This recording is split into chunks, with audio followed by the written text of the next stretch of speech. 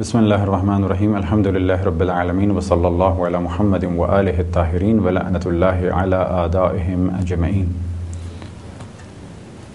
موضوع گفتگو تیمم۔ اگر کوئی پانی سے وضو نہ کر سکے اور غسل نہ کر سکے تو ایسی صورت میں اس پر لازم ہے کہ تیمم کرے غسل کے بدلے، اور اسی طریقے سے تیمم کرے وضو کے بدلے۔ بس اگر غسل نہیں کر سکتا تو غسل کے بدلے تیمم کرنا ہے، اور اگر وضو نہیں کر سکتا تو وضو کے بدلے اسے تیمم کرنا ہوگا، جیسا کہ ارشاد خداوند تبارک و تعالی ہے وَإِن لَمْ تَجِدُوا مَاءً فَتَيَمَّمُوا صَعِيدًا، اور اگر پانی نہ ہو تو پھر سطح زمین پر۔ اب یہ کیا کیا چیزیں ہیں اسے تفصیل سے بعد میں بیان کیا جائے گا، ان پر تیمم کرو۔ تیمم کا طریقہ اور کن کن چیزوں پر تیمم کیا جائے، یہ گفتگو انشاءاللہ بعد میں تفصیل سے ہوگی۔ پہلے مرحلے میں اس موضوع کو ڈسکس کیا جائے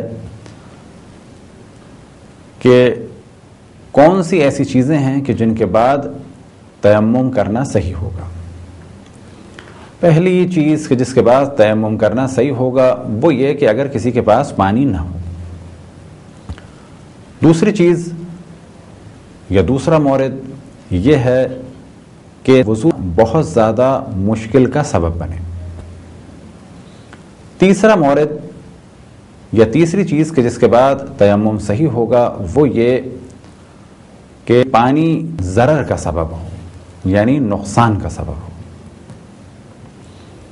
چوتھی چیز کہ جس کے بعد تیمم صحیح ہوگا یا چوتھا مورد کہ جس کے بعد تیمم صحیح ہوگا اور تیمم واجب ہوگا وہ یہ کہ پانی مختصر سا ہے، اگر اسے وضو میں یا غسل میں خرچ کر دیا تو پھر جان کے لیے مشکل ہو جائے گی، تو ایسی صورت میں لازم ہے کہ تیمم کیا جائے اور پانی کو بچا کے رکھا جائے۔ پانچواں مورد یعنی پانچویں وہ جگہ کہ جس کے بعد تیمم واجب ہو جائے گا وہ یہ کہ اگر کسی کے پاس پانی اتنی مقدار میں ہو کہ یا اس سے وضو ہو سکے گا اور یا اس سے طہارت ہو سکے گی، یعنی لباس یا جسم کو پاک کیا جا سکے گا۔ چھٹا مورد کہ جس کے بعد تیمم صحیح ہوگا وہ یہ کہ پانی تو ہے لیکن اس کے پاس ایسا پانی ہے کہ جو غصبی ہے، یا یہ کہ غصبی برتن سے نکالنے پر مجبور ہے، کسی کنویں سے پانی نکال سکتا ہے لیکن کسی غصبی بالٹی یا غصبی ڈول سے نکالے گا۔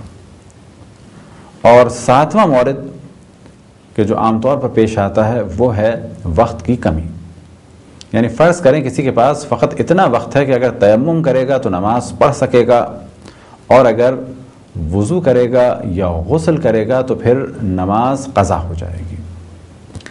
یہ ہیں وہ 7 موارد کہ جن کے بعد تیمم ضروری ہو جائے گا۔ ان تمام موارد کو تفصیل سے بیان کیا جائے گا۔